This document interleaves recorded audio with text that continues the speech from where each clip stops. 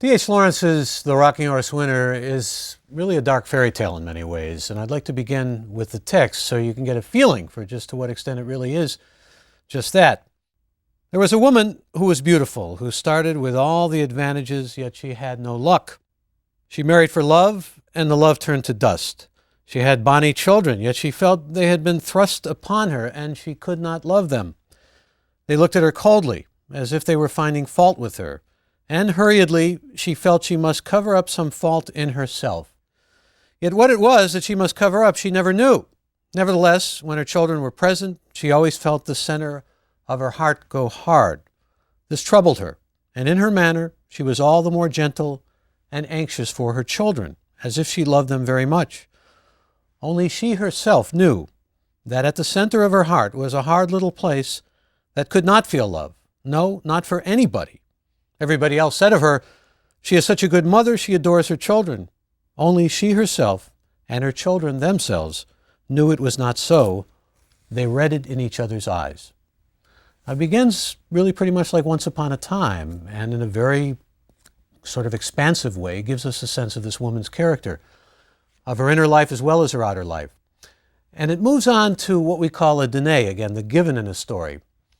It steadfastly builds up to this of a boy searching for luck. The mother's name is Hester, and she identifies luck with money. She tells her son, whose name is Paul, that they're unlucky because they don't have any money. And he goes on a search for luck. We learn that the boy, in fact, this is a secret within a secret, much like the mother's secret about her heart being hard where her children are concerned. The boy is riding his rocking horse and riding it feverishly, riding it relentlessly until he's able to somehow find out who the winner is going to be in horse races. That's the given in the story, that a boy can actually somehow divine the winners of horse races by riding a rocking horse, if divine is actually the right word here, since it appears in the story more like a demonic process of being in touch with demonic forces. There's also the supernatural fact in the story that the house that Paul and his family, Hester is the mother's name, that they reside in continues somehow repeatedly to utter the sentence, "There must be more money, there must be more money." Paul, it turns out, is in a partnership with the gardener, whose name is Bassett, who informs Paul's uncle Oscar that there's an ongoing arrangement that the two have of betting on horses and winning. And Uncle Oscar gets in on the action. This is while Paul continues to pick winners by riding his rocking horse. He can't always be assured of who the winner is going to be, but when he's sure, he's really sure. Paul and his uncle essentially join forces to give Paul's mother an anonymous gift on her birthday of £5,000, broken down to £1,000 per year for 5 years. But the voices in the house only become louder and more insistent and worse than ever. There must be more money, there must be more money. And Paul starts to actually fail in getting the correct winning horse until he pushes himself for the big one, the Derby, eventually shouting out Malabar, which is the name of the horse that indeed will win. Then, soon after, proclaiming Malabar the winner of the Derby, he falls into a fever and ultimately dies. That's the story in essence. But it's told masterfully, and it's told in a detached tone that yields a whole sense of Lawrence's didactic purpose. Because what he's after here is condemning materialism, condemning the pursuit of money. It's not only the old cliche, money is the root of all evil, but the idea that somehow the pursuit of money and the need for more and more money and an inquisitiveness which seems to be, well, insatiable, that these are the forces that wreak tragedy. That to try to fill up the inner emptiness with this need for money or something really outside of the self can decimate the whole power of love. That money itself can overshadow and take over where love is concerned. In this case, we're talking, of course, about maternal love. The maternal love that a mother should naturally feel for her only begotten son. What's amazing in many ways about this story is the voices in the house are made credible early on. The reader actually feels that these voices are real, that they're literal.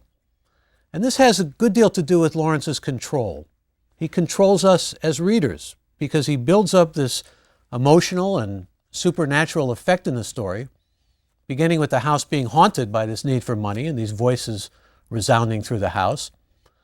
Even tells us the rocking horse itself hears these voices. The doll hears, the doll that's in the nursery, the puppy, all appear to hear. And speaking of the nursery, by the way, what happens in the course of the story is that Paul moves out of the nursery. But nevertheless, the haunting noise, there must be more money, has become absorbed by him in such a way that he feels he needs to prove to his mother that he's lucky, that he can make money. We're in a kind of Rod Serling world, Twilight Zone, in this allegorical story. We find out, just to show you how well Lawrence paces things, we find out initially from Paul to Uncle Oscar, and then from Bassett, the gardener, to Uncle Oscar, that Paul's getting winning horses. But it's really only toward the story's conclusion that we actually discover this secret of how Paul gets his luck. Critic Janice Harris aptly describes the story as social, psychological, and familial. The story is really deeply rooted in British social class and the need for this particular middle-class family to live in style, to be superior by sending their son to Eton, wanting to move up into the higher British class hierarchy that money allows. And they have all the appearances, of course, of living that life, but they are terribly in debt. And the debt is, to some extent, what's setting this voice off that says there must be more money. What we have behind this is the Laurentian ethos of money or materialism somehow supplanting life and love, and that's the legacy that Hester seems to bequeath to her son. Her name, by the way, some of you may have associated already with the heroine of Hawthorne's The Scarlet Letter, which Lawrence wrote a well-known essay on. And as in The Scarlet Letter, as in Hawthorne, we have a demonic force in this story. It's connected to a kind of shame and humiliation at not being able to keep up social position and acceptable outward appearances. Can that in itself be demonic? Can that somehow be linked to what the great psychologist Rollo May would have called the demonic? Apparently so, as far as Lawrence was concerned. The emphasis on the outer, in contrast to the inner ties, really had to do with Hester's being outwardly a loving mother, but her heart becoming stonier, colder. And it intertextually links back to Hawthorne. It always also goes back to Chekhov. You may recall Gurov's observation about people leading double lives split between their outer and inner selves in The Lady with the Dog. Or again in Young Goodman Brown, with the sad and gloomy realization in that story about how people appear versus how they really are underneath their appearances. As with so many themes and motifs in literature, things tend to move along intertextual lines. There's also in this story the Freudian notion of the Oedipal relationship, often seen as a very central part of Lawrence's view as well. Largely because there are autobiographical elements in the story. Paul's attachment to Hester and her inadvertently trying to shape him into being unlike her unlucky husband really resonates with Lawrence's own life. His mother was a former school teacher, much more highbred, better educated than her husband, who was a coal miner, and she was exceedingly ambitious in her hopes for her son, David Herbert Lawrence, quite a gifted son. Lawrence's autobiographical novel, Sons and Lovers, first published back in 1913, shows really the profound effect on the protagonist, who's also named Paul, by his mother. And Lawrence was especially close to his mother, who died in 1910. In fact, Lawrence has written that for really just about a year after his mother's death, he was so badly emotionally struck that he really became, to some extent, paralytic almost emotionally. Getting back to The Rocking Horse Winner, there's a poet and critic named W.D. Snodgrass who wrote a famous Freudian-based interpretive essay of The Rocking Horse Winner that had a good deal of impact on the reading of the story. It appeared in 1958 in the Hudson Review. It likens Paul's behavior on the horse, his rocking back and forth, his movements, to masturbation. And it links it to Paul's Oedipal drive to prove himself luckier than his unhappy father and to replace his father in his relationship with his mother. Now, when you study Lawrence, you learn that masturbation was a form of solipsism for him, the belief that the only reality is somehow subjective reality. And we even see in common usage, people talk about, well, that's masturbatory. And in other words, it's just self-indulgent in some way. It doesn't really reach a level of connection with another human being. It's also a secretive act. It's done usually, of course, in private. And in this case, it's Oedipal, according to W.D. Snodgrass and others who have read the story, because it's done to try to win the mother's love. Remember back to the first paragraph I read. Hester had her children, the narrator tells us, thrust upon her, which is really striking language. It seems in many ways apparent that it's indicative of perhaps a kind of sexual dissatisfaction, sexual dysfunction you would call it nowadays, with Dr. Phil and the like. It helps account in much part for her inner emptiness and her tangled sense of her maternality. It's certainly natural for a woman to be maternal as far as Lawrence was concerned, but something has become twisted in her early on, and we learn a little bit about her personal history throughout the course of the story in reflection with her brother, Uncle Oscar, and in things she tells her son. But before we get to that, I think it's important to understand that Paul's mother, Hester, also has a kind of secret of her own. Not only her heart, where her children are concerned, but an artistic sensibility. She does dress sketching.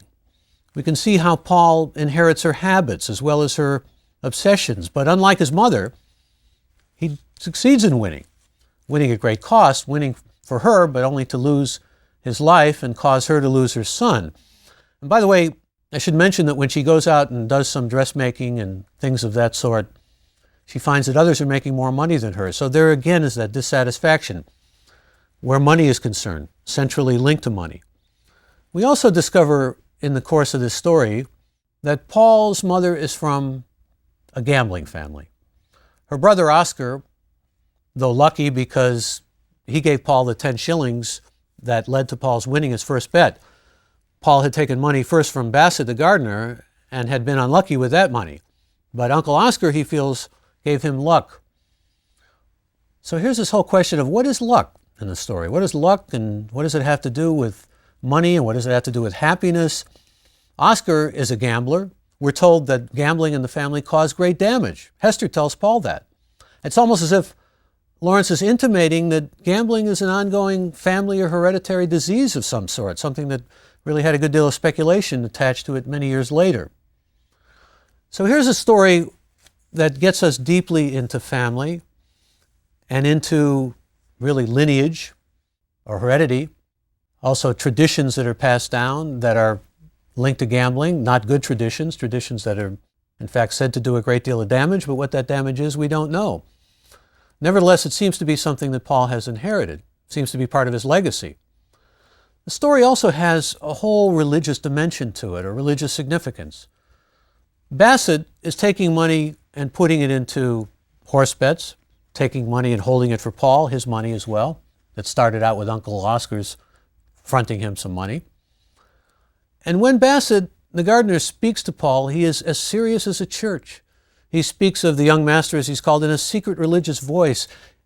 And all of this suggests something really quite religious, in Bassett's mind at least, about where Paul is getting this information about who's going to win the horse race. Luck, Paul's mother had told him, comes from God. And it's as if Paul is, at least according to Bassett, receiving messages from heaven. But of course, the paradox in the story is that Paul perhaps is probably much more in touch with demonic forces. A couple of times, Uncle Oscar calls him poor devil at the story's end, and there appears to be a kind of, Faustian bargain between Paul and whatever supernatural forces supplying him with the winners in the story. At the end of the story, even as the boy lay dead, we're told, his mother heard her brother's voice saying to her, "My God, Hester, you're 80-odd thousand to the good," that's what he won in the final Derby race, "and a poor devil of a son to the bad. But, poor devil, he's best gone out of a life where he rides our rocking horse to find the winner." Notice the mention of God first, but then poor devil repeated. Now that's just a phrase in many ways, a common phrase at that. But nevertheless, it does give us a sense of something demonic that's gone on. His eyes are blue and frozen. His mother's heart is frozen. There's something about all of this pursuit of money, mad pursuit that causes brain fever finally, that causes the boy to lose a hold on life, that is linked to the demonic. The pursuit of money and the avarice that really is tied to that really petrify Hester's heart. They turn Paul's eyes into a petrified blue with an uncanny cold fire in them. So what appears heavenly to Bassett is more likely hellish. We've got names of horses like Cingalese and Malabar. So even British colonialism and the whole ideal of the sun never setting on the British Empire enters this story. And it's intimated in the rich, multi-layered, remarkable story that Lawrence gives us, which nevertheless remains somewhat anomalous in Lawrence's canon, but really is a singular masterpiece of compelling storytelling. It begins with that first paragraph, takes us in, and keeps us, and has nevertheless also an embedded morality. Many consider the story Lawrence's most accomplished work of short fiction, even though he wrote many truly fine and exceptional stories, as well as novels, essays, poetry, literary criticism, and travel books. But what's important to remember in many respects about this story is just the way it brings us in, almost like a fairy tale. There's a great psychoanalyst named Bruno Bettelheim who writes about fairy tales and says that what they do is they take us into the forest, maybe scare the whatever out of us, and then they restore things. It's like Hansel and Gretel going off into the forest, and after they meet with the witch and everything, they come out and things are okay. Like bedtime stories you tell kids, but everything is restored. At the end, there's order once again, after going into the woods, the forest, or wherever that dark place might be. But Lawrence takes us into a fairy tale, which, as I said, is a dark fairy tale from which there really seems to be no escape. And remember that Lawrence, as I said, was a realistic writer until he came to Rocking Horse Winter and decided to move in a different direction. If anything, I think it reflects on the versatility, because in addition to being a novelist and a travel writer and a poet, he could write stories like The Rocking Horse Winter. He's capable of writing a dark fairy tale like The Rocking Horse Winter. He was also, by the way, an accomplished painter, and he gained some posthumous fame for his expressionistic paintings from 1920. He was certainly one of the 20th century's greatest writers, and one of the truly great modernists. The poet and literary critic Alan Tate, among others, called The Rocking Horse Winter a nearly technical, perfect short story. It was first published in 1926 in Harper's Bazaar and made into a film in 1950, directed by Anthony Pellissier. Lawrence is one of those writers who developed an entire philosophy that was both embodied and embedded in much of his work. He was, as I said, a son of the working class, lower class impoverished background. His father, as I said, was a miner. And he was born back in 1885 in Eastwood, Nottinghamshire, central England. Nevertheless, became educated, like his mother, and married a German woman named Frieda von Richthofen, who was the wife of a German professor, and who, when Lawrence married her, had 3 children of her own by that German professor. Lawrence had a pretty colorful and remarkable life. He was accused of spying for the Germans in World War I. And he was arrested and accused by the Germans of being a British spy. Despite a kind of ephemeral fascination with fascism that can be seen in a later novel of his, Kangaroo, which was published in 1923, Lawrence pretty much remained throughout his lifetime removed from politics and dedicated to art. He had a credo predicated on the efficacy of sexuality and spontaneity, living on the basis of one's impulses and virility, talking with one's blood, talking intuitively to oneself and realizing what those intuitions were leading to and acting on them, as well as a kind of philosophy tied to androgyny. Lawrence believed that there was a hidden lady within him, and he believed to some extent that his own artistic impulses came out of a sense of cross-fertilization between masculine and feminine. He was mostly pretty much a writer of realistic stories, and certainly his major novels all fall under that rubric. But it's instructive to compare, well, a well-known story of his, one of the best-known stories, The Horse Dealer's Daughter, which was published in 1922, with The Rocking Horse Winter, which appeared 4 years later. The Horse Dealer's Daughter is a lot like so much of Lawrence's fiction before The Rocking Horse Winter. Not only anchored in realism, but with Lawrence's ethos of sexuality.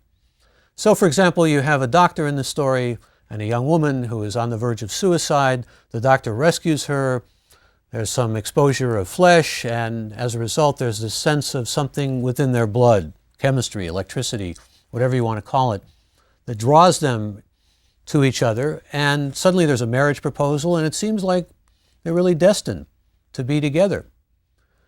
Compare that to The Rocking Horse Winter, which opens up an entirely different vein of fantasy and the supernatural. And this was written at the time a mystical novel of Lawrence's appeared, that is in 1926 also, originally titled Quetzalcoatl. It was a novel all about Mexico called The Plumed Serpent. And it had a pre-Christian cult in it, and it had all kinds of things that really bore more perhaps on the supernatural. Lawrence was vilified. And he was vilified particularly because of the publication of his last novel, Lady Chatterley's Lover, which again gets us back to so many of the major themes that we call Laurentian. This is a story of Mellors, who is essentially a workman, speaks like a workman, and is of the working class, and becomes a lover of Lady Chatterley, whose husband is pretty much an invalid. It was published first in 1928 in Florence, but afterward, confronting a number of court battles, Lawrence was able to overcome the fact that it had been banned. It's again a realistic story. It's not supernatural like The Rocking Horse Winter. The Rocking Horse Winter, in so many respects, stands alone. And to the present day, Lawrence is considered one of the world's greatest writers, and The Rocking Horse Winter, one of his, and certainly one of the world's finest stories.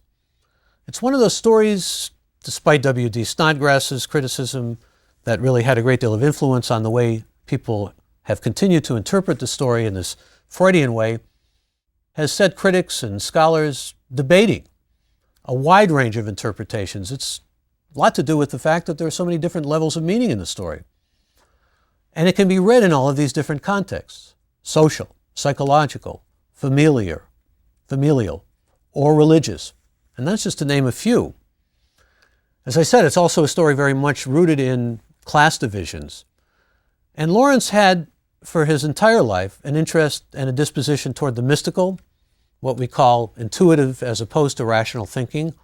And I believe that this too is reflected in the metaphysical tapestry of The Rocking Horse Winter. It's really a story, however, that particularly conveys to us the consequence of the absence of love. The French post-structuralist Derrida would call this the presence of absence. The presence of that absence, especially of maternal love, and the need for human beings to live within their humanity rather than something outside of themselves, acquisition, money, colonialism. To be able to release themselves from solipsism and from the sense of the self that takes a vaunted and a preeminent role, as opposed to being able to extend the self. These are really important themes here, and are themes that we come back to in Lawrence's work and also in stories like The Necklace by Maupassant. But we're not anchored to realism or the natural world in The Rocking Horse Winter. The Rocking Horse Winter takes us really into an alternative reality. It takes us into not only a supernatural world, but it takes us into the whole sense of allegory and the sense of the heart being cold and the heart being stony, of a boy who can somehow commune with what Yeats would have called spiritus mundi, the world of spirits. It takes us into, in other words, a different dimension. It takes us into what we perhaps could call the twilight zone, as I said earlier. And one of the particularly engrossing and enrapturing elements in this story, dimensions of this story, is that it has a movement to it that follows linear and right up until the rather stark and tragic conclusion. In other words, think back to Poe for a moment. Think back to just the linear relentlessness of moving us along a line and making us engaged in a story the way Poe can do. And you realize what Lawrence is able to do as well. From the beginning of that story, with its fairy tale-like beginning, we're moved along a trajectory that makes us want to know more and is revealing to us more as we move along, revealing to us that something is going on here with this house speaking. Something is not necessarily revealing itself, but taking place and transpiring that we want to know about, that we're curious about, that arouses our not only our curiosity, but also to some extent our suspicion, with hints that something deeper and more profound indeed is transpiring. And wanting to find out what's going on, and then finding out a secret from the beginning that's in Hester's heart, and then a secret within a secret of Paul's, if you agree with Snodgrass, masturbatory secret activity of riding his rocking horse and finding out the winners, is all moved with a kind of craft, omniscient point of view craft, that really is quite astonishingly good. And I want particularly to emphasize the fact that emotions are aroused on us in this story as well. That we're made to feel for this young boy. He's moved out of the nursery, he's becoming perhaps a young man, and he's in that strange phase between boyhood, or moving out of childhood and moving into perhaps adolescence. But we begin to feel a kind of empathy with him because his mother has gone cold, and as a result he feels he has to prove something to his mother. And he becomes fiendishly, demonically possessed by the need to show his mother. Now, this is all presented again in supernatural ways, but it's presented in such a way that readers can easily identify with it. It's universal in the way it speaks to us, and I think the way we respond to it. We want to move next to a friend and actually literary associate of D.H. Lawrence, another great figure in modernist fiction, Katherine Mansfield, whose origins were in New Zealand, but who spent a good deal of her life in London after her family moved to England, and who, along with her husband, the literary critic John Middleton Murray, was a prototype for a couple in Lawrence's famous novel, Women in Love. Lawrence and his wife Frida actually shared a home with Katherine Mansfield and John Middleton Murray in England from 1914 to 1915. And what we're going to discuss is a story by Mansfield, much praised, much deserving of the masterpiece mantle, called The Garden Party. It reflects a return to realism. It's a very Chekhovian story, in many ways really influenced preeminently by Chekhov. And what we're going to also see in her work, that is in Mansfield's work, is the beginnings of the spectacular rise which would come a few decades later, but I think is certainly in some ways emblematic of the importance of writers like Katherine Mansfield getting the kind of recognition that she was able to get in her lifetime, of the role women will play in short fiction.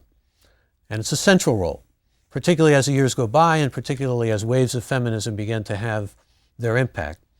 So next, it's onward and certainly we hope upward to another very much rooted Chekhov-type story by Katherine Mansfield, The Garden Party.